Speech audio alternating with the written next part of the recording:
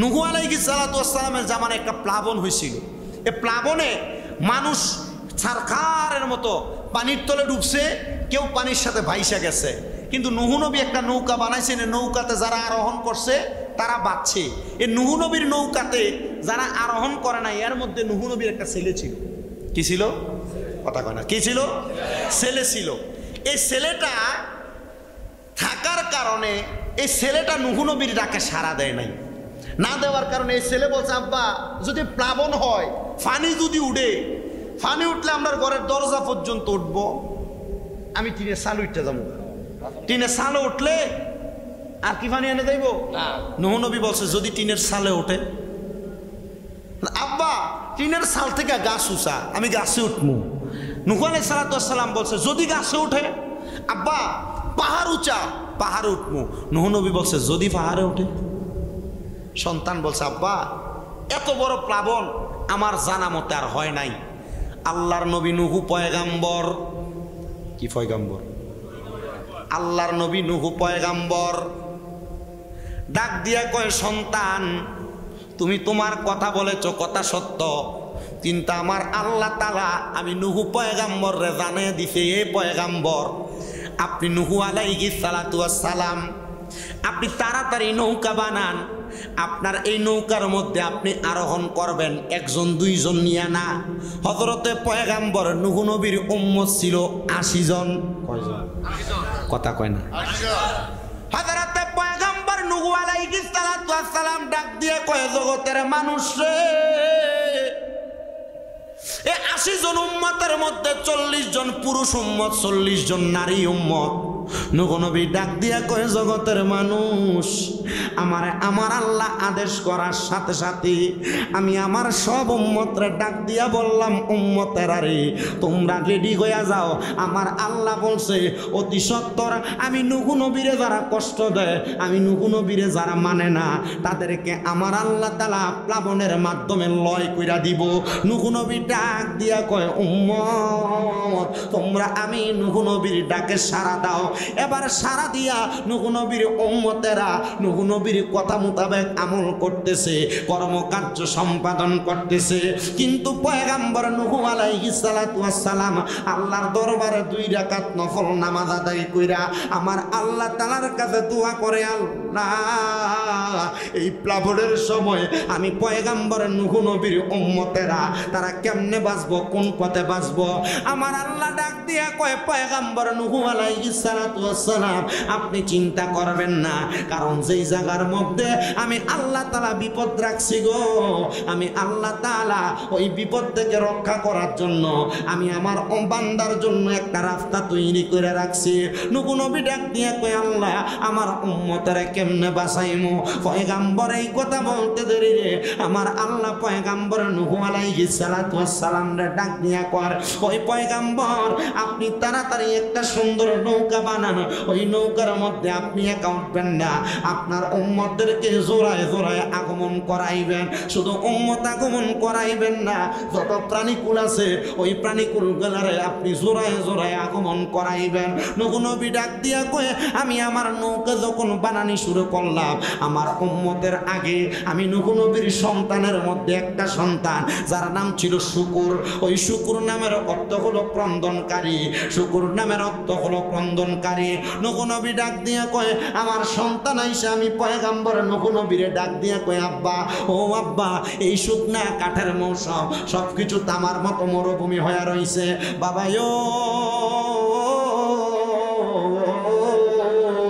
আপনি যে নৌকা বানান এটা তো ভালো মানুষের কাম না, আপনি কেন নৌকা বানান? পয়গম্বর নূহ একটা ডাক দিয়া কয়, সন্তান আমি এই নৌকার বানানোর কারণ হইল আমার আল্লাহ তাআলার নির্দেশ। বলে, আব্বা মানলাম, আপনি নৌকা বানায়েন না, মানুষ আপনারা পাগল সাব্যস্ত করবে। নূহ নবীর উম্মত ছাড়া যত নাসারারা ছিল নূহ নবীর আইসা বাদে বাদে মন্তব্য করে, কিরে নূহ নৌকা কেন বানাও? এই নৌকার কাজ তো এখন লাগবে না, পানি নাই চারদিকে একবারে মরুভূমির মতো, তুমি নৌকা বানায়ও না।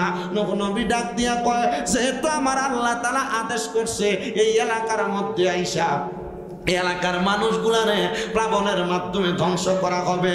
পয়গাম্বর নূহ নবী নৌকা বানাইতেছে, এলাকার সব মানুষ নূহ নবীরে বাজে বাজে মন্তব্য করে। নূহ নবী নৌকাটা বানানো শেষ করছেন, সুন্দর নৌকা বানাইয়া নূহ নবী রওনা করলেন বাড়ির দিকে যাবে। এমন টাইমে নূহ নবীর উম্মতের একজন মুরব্বী বুড়া মহিলা আইসা ডাক দিয়া কয়, পয়গাম্বর ও নবী নূহ আলাইহিস সালাতু ওয়াস সালাম, আপনি তো নৌকা বানাইছেন, আপনি বলেছেন প্লাবন হইয়া সব লয় হইয়া যাবে, ডুইবা যাবে। আপনার নৌকার মধ্যে আপনি প্লাবনের আগে সবাইকে ডাক দিয়া তুলবেন। নবী গো, আপনি আমারেও আপনার নৌকার মধ্যে তুলবেননি। পয়গাম্বর বলে তুলবো গো।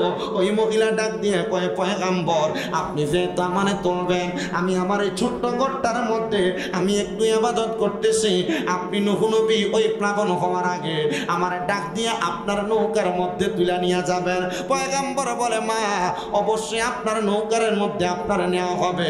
পয়গাম্বর সবাইকে আহ্বান করলেন, আল্লাহর আদেশ মোতাবেক সবাইকে ডাক দিয়া দিয়া পয়গাম্বর নূহ আলাইহিস সালাতু ওয়াস সালাম নৌকার মধ্যে উঠায় ফেলছেন। কিন্তু আমার আল্লাহ তাআলা হিকমতের মাধ্যমে ওই বৃদ্ধ মহিলার কথা নূহ নবীরে ভুলায় রাখছেন। নূহ নবী ভুইলা যায় নাই, আল্লাহ হিকমতের মাধ্যমে ভুলে রাখছে। নবীরা ভুইলা যায় এই কথা বলা কুফরি, এটা করলে কাফের হয়ে যাওয়ার সম্ভাবনা সবচাইতে বেশি। হযরতে নূহ পয়গাম্বর সবাইকে ডাক দিয়া দিয়া তোলে, কিন্তু নূহ নবীর ওই সন্তানটারে ডাক দেয়, ওই সন্তান ওঠে না। পানি বাড়তে বাড়তে এত উঁচা হয়ে গেছে পাহাড় পর্যন্ত, সন্তানরা নূহ নবীর নৌকার মধ্যে যায় না। আরে পয়গাম্বর ডাক দিয়া কই, আল্লাহ আমার সন্তানটারে এত ডাকা ডাকলাম, বড় মায়ার সন্তান, বড় আদরের সন্তান, আমার সন্তান আমার সাথে নৌকাতে আরোহণ করে নাই। আল্লাহ গো, আপনি তারা হেদায়েত দেন নাই। আমার আল্লাহ তাআলা পয়গাম্বরে ডাক দিয়া কই, পয়গাম্বর ধৈর্য ধারণ করেন। আমি আল্লাহ তাআলা এমন ভাবে নবীদের ধৈর্যের পরীক্ষা নেই, যেমন ভাবে ইব্রাহিম নবীর নিছি, যেমন ভাবে ইউনুস নবীর নিছি, যেমন ভাবে হযরতে দাউদ নবীর নিছি গো, যেমন ভাবে হযরতে আইয়ুব নবীর 7টা সন্তানরে একবারে ওয়ালের নিচে ফালায় আমি আল্লাহ তাআলা পরীক্ষা নিছি। নূহ নবী ধৈর্য ধারণ করেন গো, আমি আল্লাহ তাআলা অতি সত্বর আপনারে সান্ত্বনা প্রদান করব। এমন ভাবে যাইতে যাইতে অনেক দিন পর্যন্ত যখন নূহ নবীর প্লাবন শেষ হয়ে গেছে, নূহ নবীর নৌকাটা একটা পাহাড়ের সাথে এসে ঠেকছে, চারদিক শুকিয়ে গেছে। পয়গম্বর নূহ আলাইহিস সালাতু ওয়াস সালামের যখন ওই প্লাবন শেষ হয়ে যায়, নূহ নবী ডাক দিয়া কয়, জগতের মানুষ রে, আমি প্লাবনের পরে আমার সব উম্মতকে নিয়ে নৌকা থেকে নামছি। এমন টাইমে আমার মনে হয়ে গেল একজন বৃদ্ধা মহিলা না আমার বলছিল আমার নৌকাতে ওঠানোর জন্য, আমি বৃদ্ধা মহিলারে আমার নৌকাতে উঠাই নাই। আমি নৌকা থেকে নাইমা আল্লাহর কুদরতি কদমে একটা সেজদা দিয়া আমি রওনা করলাম বৃদ্ধা মহিলার বাড়ির দিকে। আমি ঘরের দরজার মধ্যে যাইয়া আসসালামু আলাইকুম বলে সালাম প্রদান করলাম। আমি সালাম প্রদান করার সাথে সাথে মহিলাটা ঘরের দরজা খুলে ফেলছে। দরজা খুলে ডাক দিয়া কই, নূহ নবী প্লাবনের বুঝি সময় হয়ে গেছে, আপনি বুঝি আপনার নৌকাতে আমারে ওঠানোর জন্য আনছেন? নূহ নবী বলে, আমি তার সামনে আর কোনো কথা বলি নাই, আমি শুধু জিজ্ঞাসা করছি, ও মহিলা তুমি এতক্ষণ পর্যন্ত কি করছো? বলে, আপনারা যে বলছি আমার নৌকায় নিয়ে যাওয়ার জন্য আমি 2 রাকাত নামাজের নিয়ত বানছি, মাত্র সালাম ফিরাইলাম, আপনি আমার ঘরের দরজায় সালাম দিছেন। পয়গম্বর ডাক দিয়া ওই মহিলারে কয়, মা আপনি আর 2 রাকাত নামাজ আদায় করেন। আর পয়গম্বর আমার আল্লাহর দরবারে 2 রাকাত নামাজের নিয়ত কইরা আল্লাহরে ডাক দিয়া কই, আল্লাহ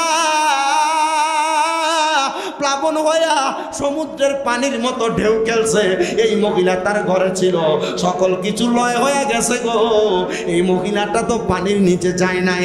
আমার আল্লাহ কয়, ও বন্ধু নূহ রে, আমার ওই বান্দিটা আমি আল্লাহ তাআলার 2 রাকাত নামাজ আদায় করছে টের পাই না, কারণ বান্দা যখন নামাজ আদায় করে রে, ওই নামাজের মাধ্যমে বান্দার ধৈর্যের পরীক্ষা হয়ে যায়। ওই বান্দা দুনিয়ার কোন জায়গায় কি হয়ে গেছে বান্দা টের পায় না।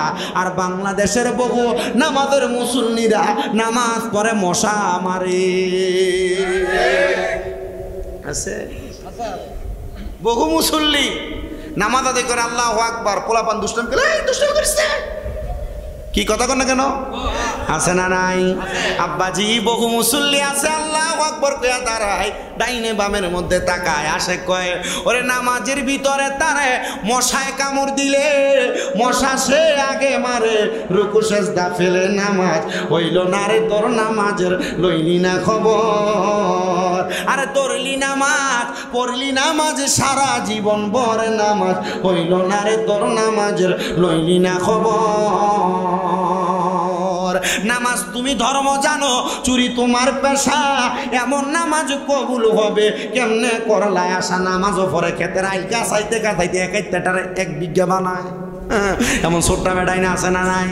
ও আব্বা শুধু তাই নয়, আবার দেখবেন এমন অনেক মুসল্লি আছে নামাজ পড়ে কথা সত্য, মসজিদের বাইরে আয়া টুপিটা বড়া দিয়া ফকেটে লই ওই সুদের ব্যবসার কাম চালায়। আপনারা কোন এমন নামাজিও আছে না নাই? আরে আযান দিলে সবার আগে মসজিদে যায়, মসজিদের বাইরে এসে সুদের টাকা খায়, নামাজ হইল না রে তোর, নামাজের লইলি না খবর। আরে দৌড়লি নামাজ পড়লি নামাজ সারা জীবন পরে, নামাজ হইল না রে তোর, নামাজের লইলি না খবর। মুসলমান নামাজ এমন ভাবে পড়বা যেমন ভাবে পয়গাম্বর নবীর উম্মত মহিলাটা পড়ছে। মহিলা 2 রাকাত নামাজ পড়ছে, প্লাবন হইয়া পানির নিচে সব ডুইবা গেছে, মহিলা যায় নাই। ও বন্ধুরে, পয়গাম্বর নূহ আলাইহিস সালাতু ওয়াস সালামের উম্মতের সকল উম্মত যদিও মানে, কিন্তু এই মহিলাটা মানছে, এটাও কেমন সত্য কথা। নূহ নবী ডাক দিয়া কয় জগতের মানুষ রে, আমি যখন আমার নৌকাটাকে এক জায়গায় রাইখা দিলাম, ইহুদিরা আমি নূহ পয়গাম্বর রে এমন ভাবে অস্বীকার করা শুরু করছে। এরা রাস্তা দিয়ে যখন যায়, রাত্রবেলা যাওয়ার সময় আমি নূহ নবীর নৌকাতে পায়খানা কইরা দেয়। এমন অনেক জাতের বালা শয়তান আছে না? দেখবেন আপনার কাছে যদি সকালবেলা যদি আপনার কাছে ভত্তা খাইবার লাগে একটা আম খোঁজে, আর যদি এটা যদি দিনের বেলা না দেয়, রাইতে ফুরে গেছে আম কাছে ফাইনাল হয়ে যাবে। এমন সুর আছে না? এ কথা কই না আছে না? আবার এমন দেখবেন অনেক মানুষ সমাজে চলে ঠিক, সত্য ঠিক, সব কিছু সুন্দর করে, কিন্তু দেখবেন এমন জায়গার ভিতরে আপনার নামে একটা ফ্যাস লাগাই দিব, আপনার বালা কাম যা আছে একটা ফ্যাসের কারণে সব শেষ। কথা কয় না কা? আছে না নাই? ভালো মানুষ ভালো ভালো কাজ করে এগুলো দেখতে পারে না। এলাকার ভিতরে এই জাতের শয়তান আছে না নাই? আপনি যদি কোন আছে আমি কমো আছে, যদি কোন নাই তবু কমো আছে। বলে কি লেগে হুজুর? দেখবেন বহু রকমের মানুষ আছে যারা সমাজ যেমন ফিতনা তৈরি করে। আল্লাহ আইগুলা থেকে আমাদেরকে হেফাজত করেন, জোরে কোন আমিন।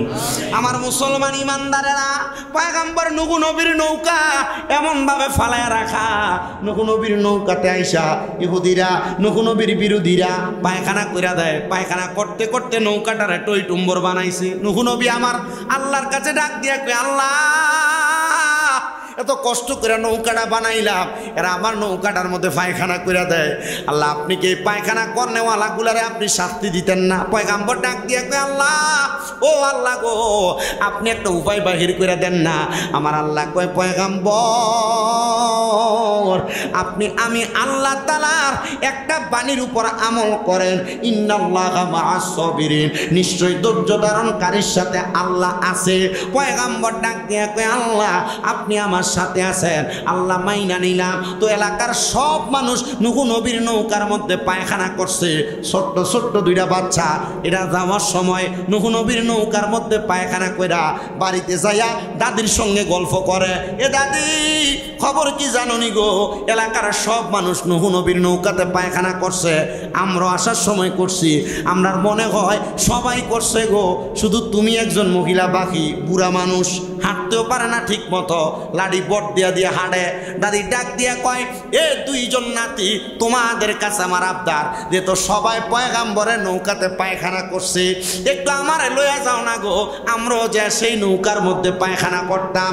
দাদিরে ধইরা ধইরা নৌকার কাছাতে বসায়া নূহ নবীর নৌকাতে পায়খানা করার জন্য বসাইছে। আর এমন টাইমে আল্লাহর কুদরতের খেলা, বুড়া মানুষ বালা করে হাঁটতে পারে না, চর্মরোগ হওয়া, চামড়া গুলার মধ্যে কিরা ফোকে কামড়ায়। মহিলা পড়ার পরে দুই নাতি দাঁড়িয়ে রয়েছে, আর মহিলাটা ওই ময়লা স্তূপওয়ালা ময়লাওয়ালা পায়খানাওয়ালা প্রস্রাবওয়ালা নৌকার মধ্য থেকে উদয় হইয়া নাতিদেরকে ডাক দেয়। নাতিরা ডাক দিয়া কয়ে, কই রে, আমরা তো আমাদের বৃদ্ধ দাদির এখানে বসাইছি, উনি পরে গিয়েছিলেন, কিন্তু দাদিটা এমনভাবে উদয় হয়েছে দাদির শরীরের কিরা রোগগুলা বিদায় হয়ে গেছে। এলাকার মানুষের কাছে জানাজানি হয়ে গেছে পয়গাম্বর নূহ নবীর ময়লাওয়ালা প্রস্রাব পায়খানাওয়ালা নৌকার মধ্যে যে মানুষগুলা যায় যায় প্রস্রাব পায়খানা করছো, বৃদ্ধ মহিলার শরীরের মধ্যে কিরাই রোগ ধরা, ওই মহিলা পানির মধ্যে প্রস্রাব পায়খানার মধ্যে পড়ার কারণে কিরার রোগগুলা ভালো হয়ে গেছে। তো এলাকার যেই মানুষটার হাতের মধ্যে খোসপাসরা বিছি আছে, যে প্রস্রাব পায়খানাগুলা লইয়া গায়ের মধ্যে লাগায়, দেখে বালা হয়ে যায়, যেটা হাঁটতে পারে না লইয়া শরীরে লাগায়, হাঁটতে পারে। এমনভাবে নূহ নবীর নৌকাটারে পরিষ্কার করছে। এবার প্রস্রাব পায়খানা লাগে না নৌকাটার মধ্যে থাইকা, যত রকমের প্রস্রাব পায়খানা এগুলারে পানি দিয়া ধুইয়া নূহ নবীর নৌকারে পরিষ্কার করছে। পয়গাম্বর নূহ নবী দূরে দাঁড়ায় হাসে, আর আমার আল্লাহর কাছে ডাক দিয়ে কয়, আল্লাহ তোমার কুদরতের খেলা বোঝা বড় দায়। আল্লাহ এরাই প্রস্রাব পায়খানা করছে, আবার নিজেরাই প্রস্রাব পায়খানাগুলা পরিষ্কার করছে গো আল্লাহ, তুমি কেমনে এই খেলাটা খেলাইলা? আমার আল্লাহ তাআলা জানিয়ে দেয়, পয়গাম্বর এই নৌকার মধ্যে আবার যারা আরোহণ করবে তারাই আপনার উম্মত হইয়া বাইসা যাবে।